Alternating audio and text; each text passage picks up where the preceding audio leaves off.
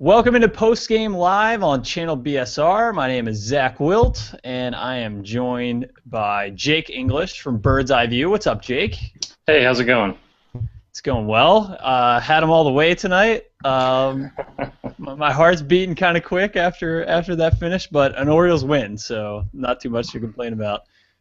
And from section336.com, Josh Sroka is joining us as well. How are you, Josh? Hey, I'm good. I mean, the Orioles never just let you sit back and just enjoy a win. Never. It always comes down to the final pitch.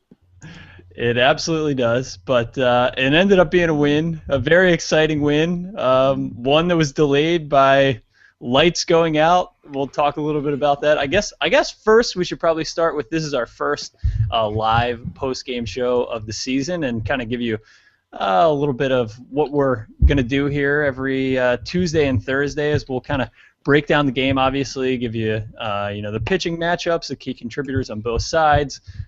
We've been diligently taking notes on some things that we want to hit on offensively, defensively, and pitching, of course. And then there's some big news in the Orioles world. Perhaps you heard about Matt Wieters. We'll talk about that. And then, of course, do we have to?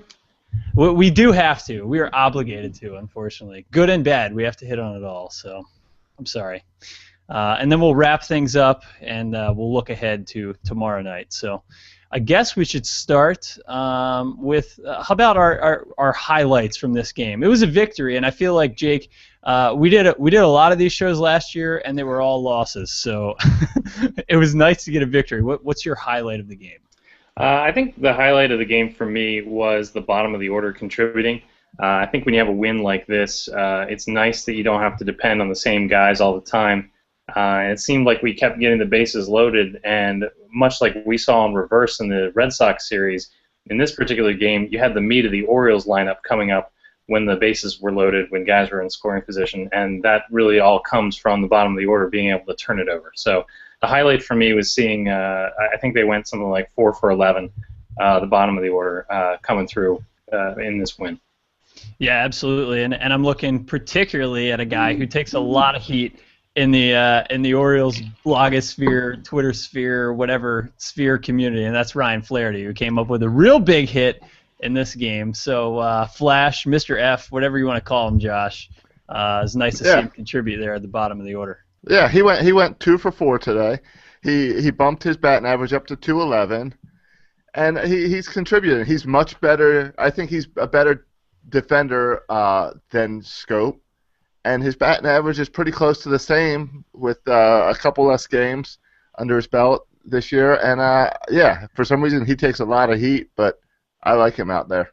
So what's your highlight then, Josh? Jake stole mine. As I said, It's my specialty. Right, as I said in my pre-show notes, what I would be watching today was that bottom half of the order. And they all contributed. Clevenger got a hit. Pierce got a hit. Flaherty got 2 hits, so I guess, my highlight is that those guys are contributing, and Wieters is still hitting the ball hard. Yeah, despite maybe having a UCL tear, Wieters. Sorry, I know. We're gonna have to talk about it at some point, Jake. I'm hoping for pneumonia. Yeah, I don't know. Steve Pierce, maybe a highlight of the game for me, and again, that sort of piggybacks on what Jake was talking about there, the bottom third of the order, hitting the home run in the 3rd inning, and then a really clutch at-bat in, what was that, the 8th inning? Yeah, but then he swung at that ugly pitch. He did swing at an ugly pitch, but a couple big at-bats, I thought, from Pierce. So I'm going to piggyback on what you were saying, Jake, with bottom of the order, and the walk in the 8th inning, which set up Flaherty to single to right and score Matt Wieters to give the Orioles a 4-3 lead, and eventually end up winning this one 5-3. So that's going to be my highlight, and I guess we'll go negative, and we'll go our low light, and we'll start with you, Jake. What's your low light? My low light for the evening was low lighting, and the 19-minute darkness delay. I know that it's really important for the city of Tampa and for the people that run the facility at Tropicana Field to simulate dusk for everybody who's not used to playing in the Dome, but I was not a big fan of the darkness delay. Yeah, it seems like those are the sorts of things that happen in Tampa Bay. I know they always talk about they stay in a haunted hotel when they go to Tampa Bay. So I don't know if the ghosts followed them to the stadium or not. Apparently, I saw Rock's tweet. Did you guys see the tweet about lightning striking Oh, the yes, I did. or something? Which I thought was a joke until I heard Gary Thorne actually say it on the broadcast. Right. He was totally serious about Well, that. at what point are we going to understand that domes are stupid? That you can play baseball in Tampa outside. What about, well, I mean, domes are stupid unless you're playing in Minnesota. Right, in which and case Minnesota they never is should have built an outside. open-air stadium. Right. I But don't think the dome is the problem. I think the fact that the dumpy Tropicana Field dome is the problem. Now, yeah. No, I sat through the power outage at the Superdome for the Super Bowl, and That must have been terrible for you glad being down there. yeah, that was one of the worst things in the world, except that it was at the Super Bowl. But I'm just glad we didn't have a situation like that where it's just complete darkness and they were able to still play. Sure. Yeah, without a doubt. Are you going to steal Jake's low light and go with low lighting for your low light, Josh? No, my low lighting is Adam Jones. That he needs to step up. He's a better player. He's in the fourth hole, and he is not playing up to that spot.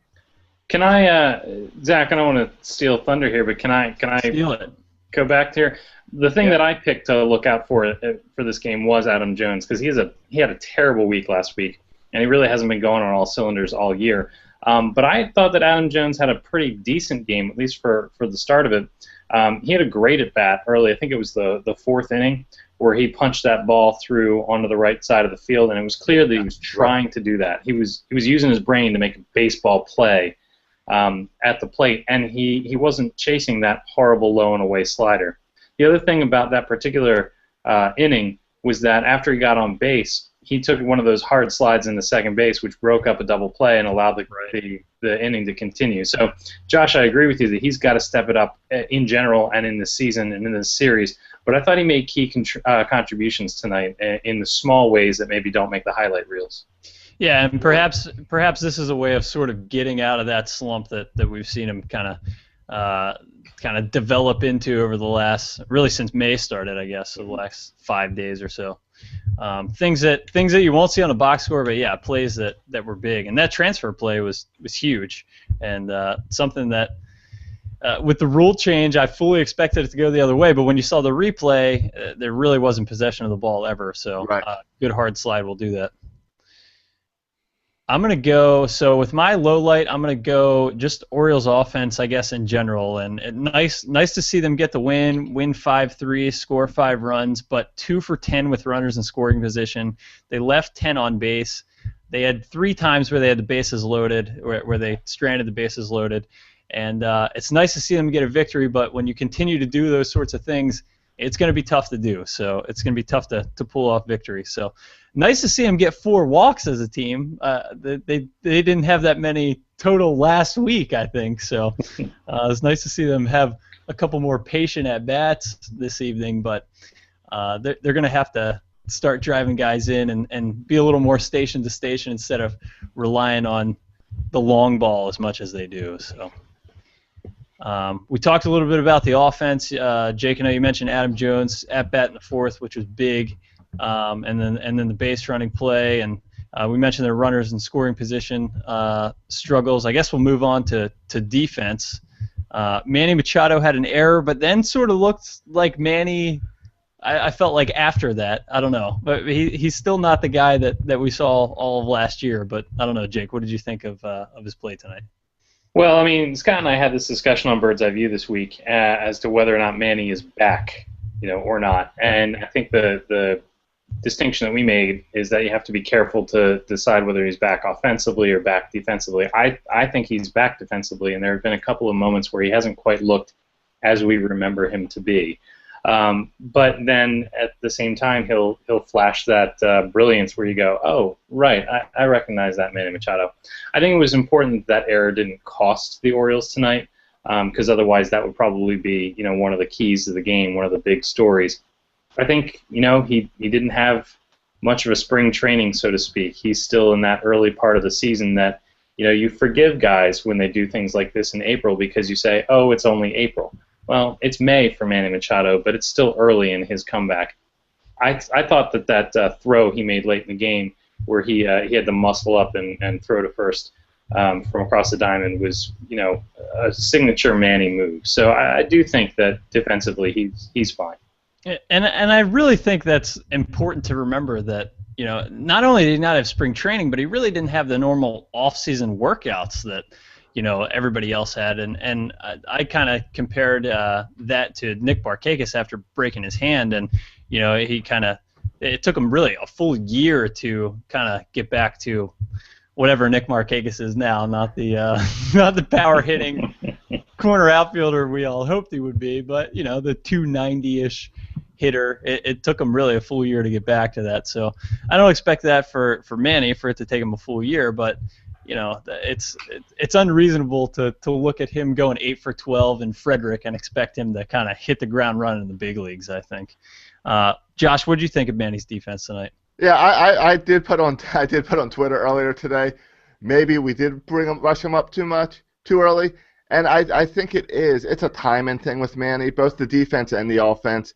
It was real nice to see him get a big hit that we needed today, every time he makes an error or something, it seems to be just a timing issue of not knowing how much time he has versus the base runner, and trying to hurry things up. So I think he'll get all that. I think it's better to have Manny there learning than Jonathan Scope at this point. Yeah, I think we all agree there for sure. No doubt. 80% of Manny is better than 110% of Scope at this point. Yeah, agreed. At third, I think Scopes looked much better at second. I don't know. He's probably not the best defender they have at second, but he's looked much better at second overall. So.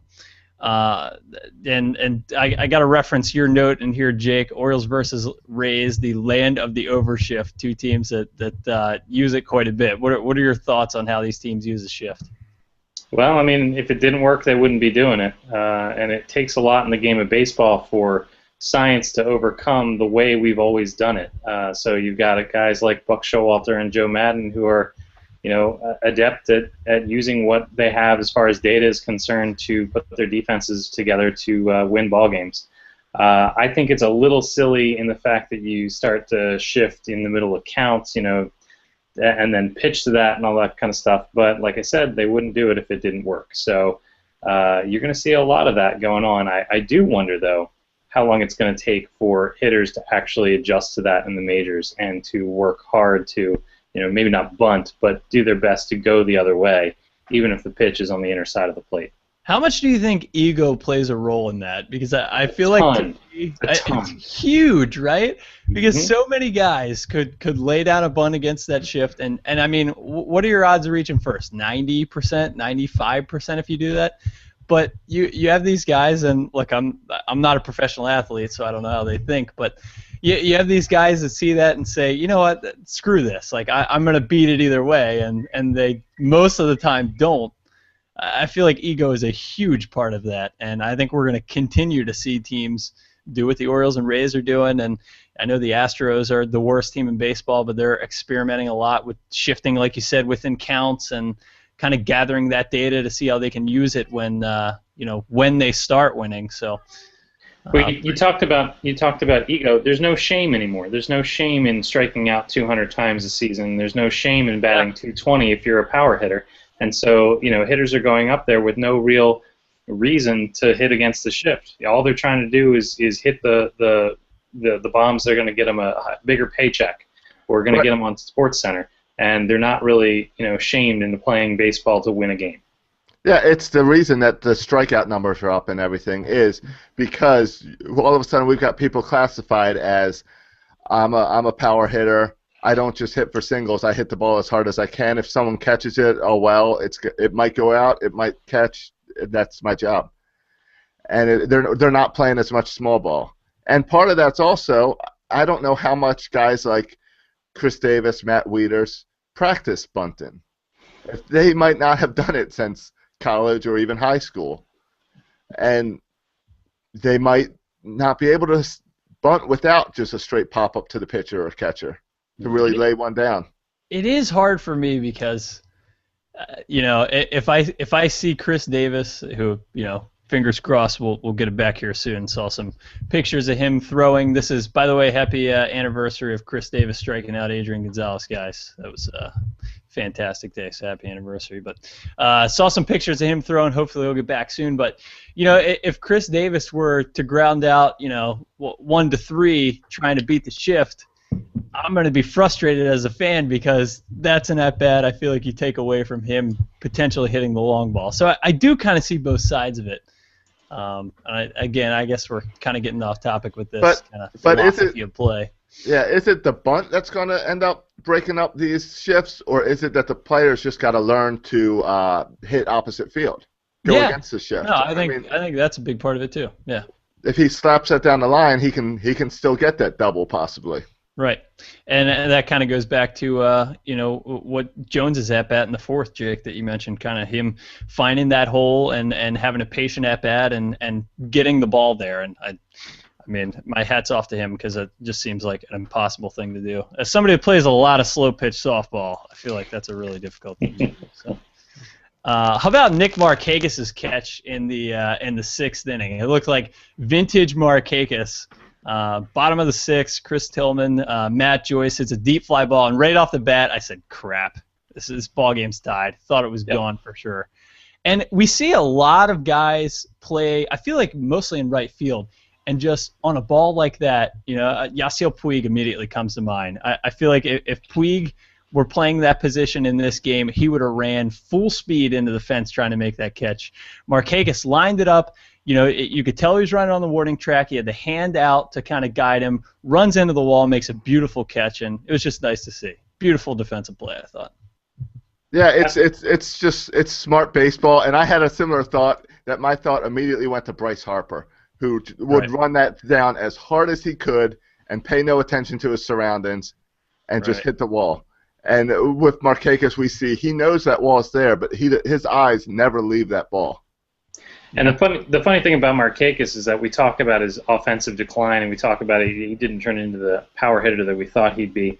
But he has been every bit of the defender that you could ever hope for in the outfield. And I hope that Orioles fans don't take him for granted, because he is a stellar defender out there in right field and has saved us more runs than we know what to do with. Yeah, definitely. Well, and he's batting 300 in leadoff, so we got to be happy with that. That's right. Yeah, that was something that Jav and I debated on BSR, whether he'd hit over 300. It's a contract year, so wouldn't be surprised to see it. Last defensive play, I think, that sticks out for all of us, and it was in the next inning here. Was this was in the seventh, right? Yeah, Yunel Escobar. Darren O'Day came in relief of Chris Tillman, and Yunel Escobar laid down a bunt. Steve Pearce read it beautifully, charged the ball, and threw over to third to get the lead runner, Will Myers, which was just a really good heads-up play. With J.J. Hardy covering third. Right, yeah, fantastic play. So one of the gems that, again, looking at the box score, you might miss tomorrow, but really ended up coming up big for him. And one of those things about Steve Pearce, I mean, we all laugh about, it's Steve Pearce, but he can do it. He may not be a major league player or a major league starter for 162, but in a pinch, he can do it all. He can play that outfield, he can play the infield competently, he can occasionally hit you a home run.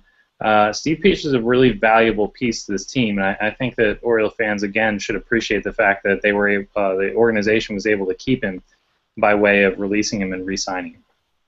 Yeah, definitely. I think it definitely worked out for him. I'm glad it did, because that timetable worried me when we learned the news of the oblique strain there for Chris Davis. Why don't we move on to pitching? That was something that all three of us were a little bit concerned about after the way things had gone here the first few days of the month. And Chris Tillman, I'm looking at the box score, and it's a quality start, gentlemen. It's a quality start. 6 innings, 5 hits, 3 earned runs. He threw 99 pitches, and I guess getting back on track, I'd still like to see a little bit more for the guy that's on top of the Orioles starting rotation. I don't know. What did you think tonight, Josh? Yeah, well, it's not the best we've seen this year of Tillman, but we've seen far worse from Tillman. So it's kind of middle of the road. Yeah. Tillman, as our ace, every time he's out there should be a quality start. And it's 6 innings. He's got to go a little deeper, and it seemed like he struggles late in games, and he's got to work on that. But I mean, what do you have? 8 ground ball outs, only 2 strikeouts. I would have liked to see more strikeouts. But I love that Tillman, when Tillman struggles, he somehow pulls it out and gets it all together. He gave up that home run in the first inning and then went another, 5 innings without giving up a hit?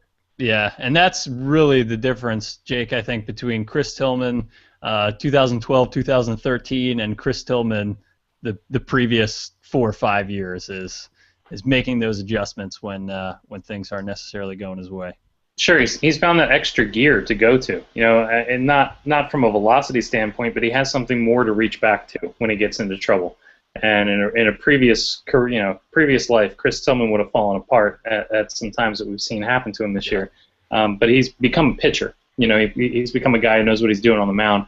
And even in a situation where the inning starts to get away from him, he finds that within himself to bring the game back and to, even if it's a short start, hand it off to the bullpen in some semblance of togetherness that gives the team a chance to win, even if he's not at his best. I agree, though, Josh. We got to see deeper from the guy that's number 1 in our staff.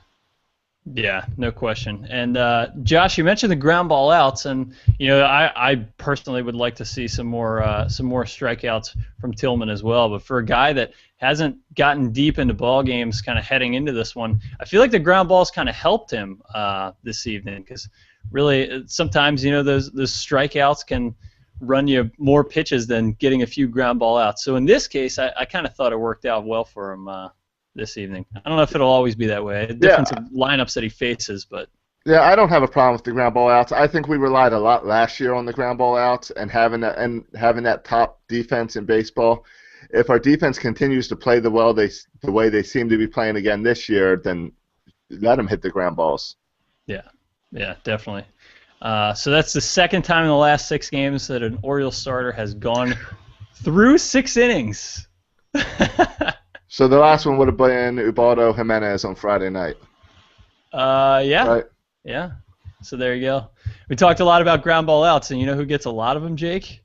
Zach Britton. Zach Britton. He does indeed. Who, again, coming in and doing what Zach Britton has done all year long. 1 clean inning. He got a walk, 1 strikeout, 15 pitches, 8 in the strike zone. And I continue to say, do not move Zach Britton from where Zach Britton is pitching. No, he's exactly where he needs to be. No, I wholeheartedly agree. And, I think I told the story in a recent podcast, but recently on one of the broadcasts, maybe it was Hunter, or I don't remember if it was Thorne or Hunter, was talking about an interview that he had done with Britton. And Britton said that he has learned a lot about pitching from being in the bullpen because he's had to be focused on the game the entire time. He's been sitting with 6 other guys plus coaches talking about what's going on at the time, at the situation, basically getting coached up the whole time. And it makes me wonder, if maybe we didn't have it the right way back, the Oriole way, the Weaver way of bringing up a young pitcher, having him cut his teeth in the bullpen before moving him into the starter's role. And maybe it would behoove us to leave Zach Britton not only for the effectiveness that he's found this year, but if he's going to be a starter in this league, maybe it's going to take a year or 2 in the bullpen to get him major league experience, to get him to know what he needs to throw when he gets into trouble, and to have gotten that coaching. I think that's a really good point, and actually, I must have missed that story because I feel like my eyes have opened to maybe Zach Britton's future. What do you think of what we've seen from Britton this year and maybe his future role, Josh? Yeah, I agree. That's where he's got to stay. I mean, the entire bullpen has been doing a great job with that. Today we had O'Day, Britton, and Hunter come in, and collectively they only gave up 1 hit. So I mean, they're definitely helping out in that back end. We just need to give them more rest so they can continue to be this strong. And Britton needs to stay there. I wonder with Patton now in the pen if that's going to tempt Buck to give Britton or Mattis a chance to start, depending how Gonzo goes and stuff. But I like Britton right where he's at. All right, before we kind of wrap up this game, look ahead to next game. The big story, Jeff Passan kind of breaking it during the Orioles game, and the Orioles later confirming Matt Wieters is going to see Dr. James Andrews tomorrow on Wednesday. He could require Tommy John surgery, which, I feel for a position player, a catcher, is not something we mention too often. I guess the latest from this is that Buck Showalter said after the game that he's hoping that Wieters will be catching a flight tomorrow night and will be back for the game. I know Caleb Joseph was scratched from tonight's game in AAA, so Joseph might be added to the 40-man roster if Wieters. I mean, it's really interesting because Jake, he could not get this surgery and primarily serve as a DH, and I mean we saw he had 2 hits this evening, and if he's got a UCL tear, he's been playing with it, and can clearly bat with that injury. Defensively, that's going to change, but you just kind of wonder if he does get that bad news, what he's going to elect to do. Well, I mean, the question really comes down to what is Matt Wieters? Matt Wieters is a catcher and possibly the most important person on that field for what he brings to managing the staff, for the game he calls, for the way he participates in setting up those defensive shifts, all the things that we know nothing about because we're not major league players. Even when he was just a middle-of-the-road offensive player, everyone in baseball raved about him as a catcher because he was really that good. He's going to make a crap ton of money when it comes to his contract year because he's that good as a catcher. So it makes no sense for Wieters' career, and it makes no sense for the Orioles to have him try to fight through and push off surgery as long as he can if that's what it's going to take to fix his arm. When he went down with that forearm soreness in Toronto and took the game off, I was shocked that the Blue Jays and then everyone else weren't testing that arm. At the time, I thought it was something in the shoulder or a dead arm. That was really the problem, and not something as serious as a precursor to Tommy John. Right. I think this is a real big concern, and I don't think that if there's serious damage in there, forestalling surgery is a benefit to any party involved, Wieters or the team. Here's my question, and I want to get Josh's take, but I gotta bounce back here with you, Jake. My question is, Wieters is coming off a terrible year, and he's had a fantastic month of the season, but if he undergoes this surgery, people are going to remember what he did in 2013, and and then he's sort of dependent on putting together a good year in 2015 while hitting free agency after that year. Everybody knows what he is defensively. I completely agree with you, and that's where he's going to make his money. But for the first time in his career, he's sort of starting to post those offensive numbers that everybody thought that he would post. Sure. So is it crazy to think that maybe he'll play this out and show how valuable he is offensively too, and maybe and look, maybe this is just wishful thinking for me. I hope that it comes back and there's nothing wrong with his UCL, and he can get back to being behind the plate. But I don't necessarily know that it's crazy to think that maybe he would play through this injury this year. Zach, benefit both him and the Orioles maybe. Zach, Scott Feldman got $30 million to pitch. Scott Feldman got $30 million. I still can't believe it. Matt Wieters is going to be the best catcher on the market, and he's going to be the best catcher in the market that's going to hit the market for several years. He's going to get paid. He's going to get paid whether or not he hits it all. Anything that he brings with the stick over the value replacement is a bonus. So, yeah, I don't think that this has any bearing on his value in free agency. I think that the way markets go with Major League Baseball, he's in the money already. What do you think, Josh? Yeah, and to look at the Orioles, we don't need a DH, and we don't even have a great track record. We've got 1.5 months maybe of Wieters having a great offensive thing. I know he adjusted his bat and everything and his stance, and that's affected to this amazing month. But we don't have a huge track record to see that he's reliable at the plate for a whole year. We've got previous years of him struggling where we've said that his arm is what we value. Now his arm's in question, so let's get that thing fixed as soon as we can. What I don't understand is that we paid Dr. James Andrews tons of money, so do other teams. Why doesn't he just fly into Tampa, take a look at the arm? He can look at some other guys with some little nagging injuries at the same time. Why does Wieters have to fly out there, fly back, risk neck tightness or whatever happened at the beginning of the season with some guys. I don't understand that move, but it would be ridiculous to just have Wieters as a DH, non-catching catcher. Yeah, I understand that. Yeah, they do look more and more like they have plenty of guys that can fill that role. I don't know. I would just love to see. It'd be a shame to think that what we've seen from Wieters this month would kind of come to an end with an injury like that. So hopefully he gets good news tomorrow, and we'll be sure to keep everybody up to date when we hear more on BSR and on Bird's Eye View and on Section 336. Before we wrap things up, real quick, our bottom line takeaway. What's yours from tonight, Jake? Well, I've been harping on this for quite some time. I think that Orioles-Rays is a burgeoning rivalry in the AL East. I think that nobody in Boston and New York really cares about the Orioles or the Rays for that matter. But I think these are two good teams that are up and coming and are going to be in the conversation for the playoffs in the AL East for several years to come. And if you look at 2012 and 2013, the difference between the team that didn't make it to the playoffs was the other. So the Orioles pushed the Rays out in 2012.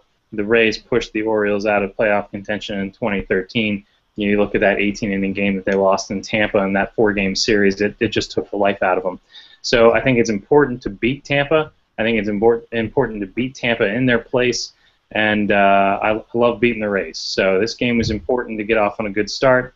And it needed to happen, especially with the way that we had kind of stumbled through that last week.